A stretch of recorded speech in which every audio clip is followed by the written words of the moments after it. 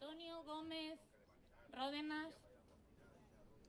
Allí en el fondo sur, no te escondas. Se te reclama aquí. No he podido mandar burofax, pero espero que vengas igual.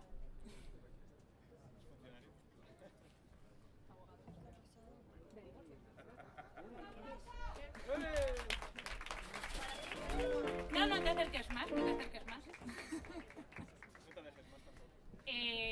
Llevas un par de semanas troleándome, haciéndome cosas sorpresa, y yo llevo un mes y medio acordándome de todo, intentando hacer esto, y ahora luego te contaré toda la odisea. Hoy me está ayudando bastante gente, así que espero que te guste la sorpresa, así que voy a hincar rodilla, acércate. Wow.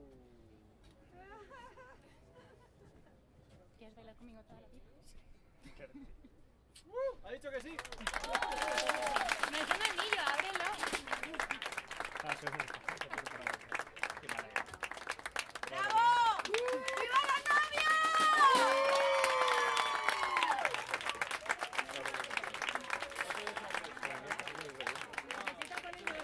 No pasa nada. No. Vamos a bailar ya. Pero que lo enseñe, ¿no? A ver, ¿podemos verlo? Claro.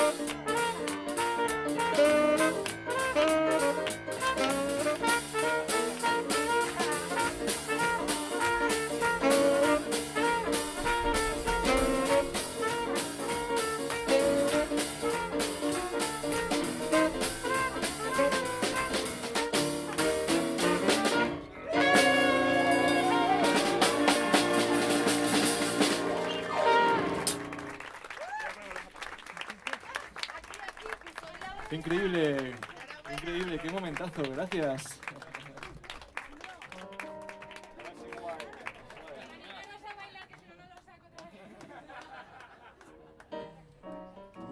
Piel de gallina, ¿eh? Aquí en la terraza del Hotel Estimar cada jueves pasan cosas mágicas.